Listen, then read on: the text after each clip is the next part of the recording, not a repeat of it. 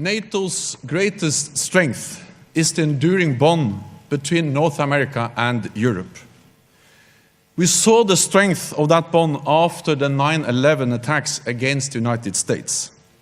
And President Trump, those attacks struck at the heart of your own hometown in New York. And for the first time, NATO invoked our collective defense clause, Article 5. One for all and all for one.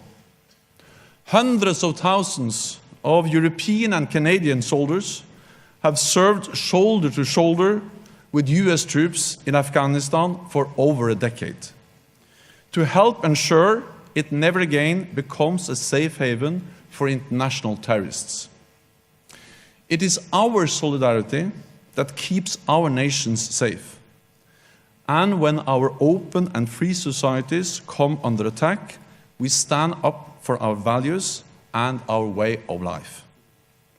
That is why a strong NATO is good for Europe and good for North America.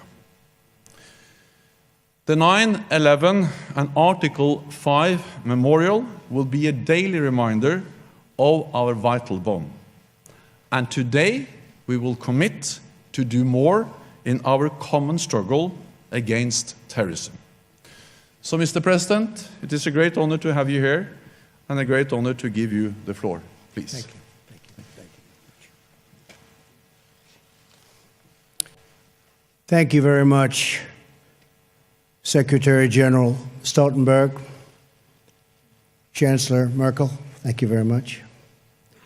Other heads of state and government, I'm honored to be here with members of an alliance that has promoted safety and peace across the world. Prime Minister May, all of the nations here today grieve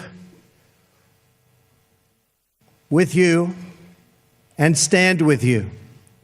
I would like to ask that we now observe a moment of silence for the victims and families of the savage attack which took place in Manchester.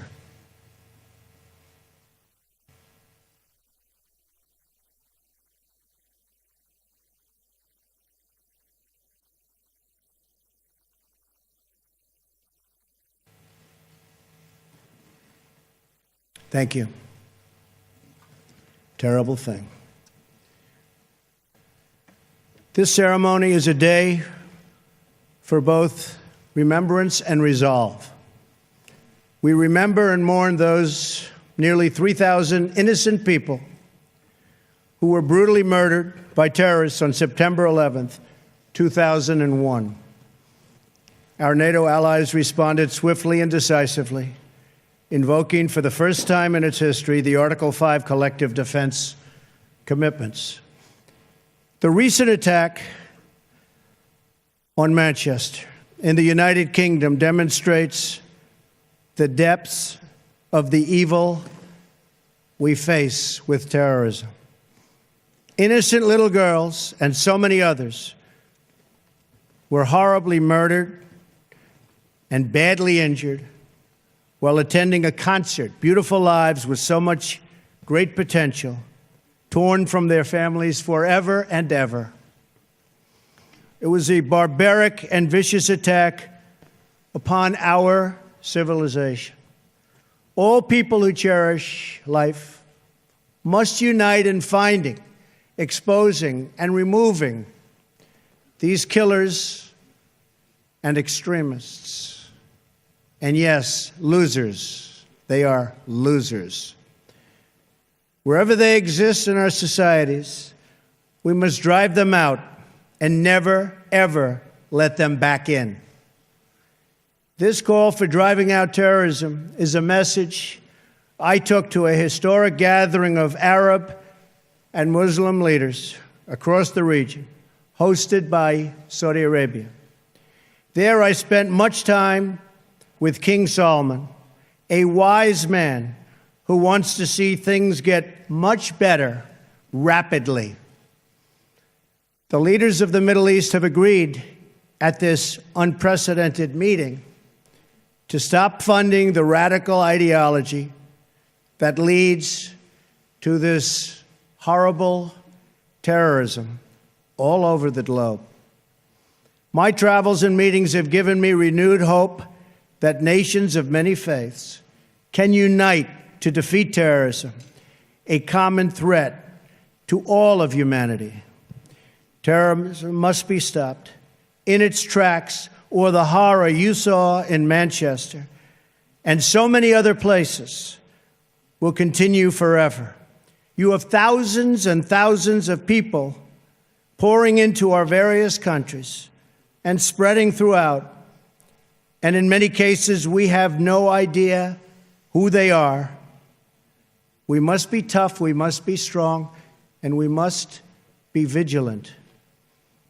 The NATO of the future must include a great focus on terrorism and immigration, as well as threats from Russia and on NATO's eastern and southern borders.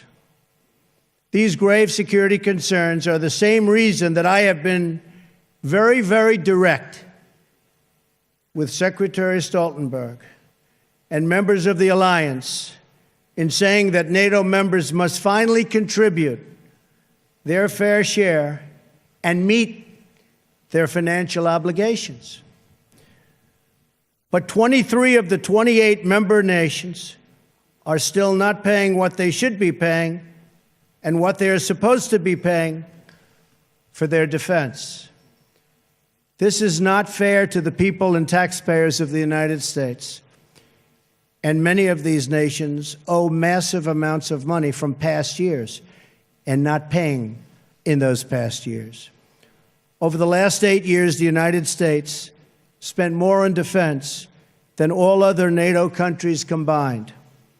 If all NATO members had spent just 2% of their GDP on defense last year, we would have had another $119 billion for our collective defense and for the financing of additional NATO reserves.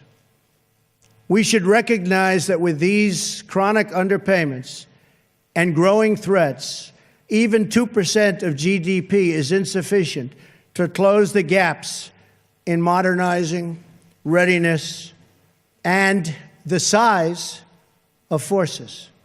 We have to make up for the many years lost. 2% is the bare minimum for confronting today's very real and very vicious threats. If NATO countries made their full and complete contributions, then NATO would be even stronger than it is today, especially from the threat of terrorism. I want to extend my appreciation to the 9/11 Memorial and Museum in New York for contributing this remnant of the North Tower, as well as to Chancellor Merkel and the German people for donating this portion of the Berlin Wall.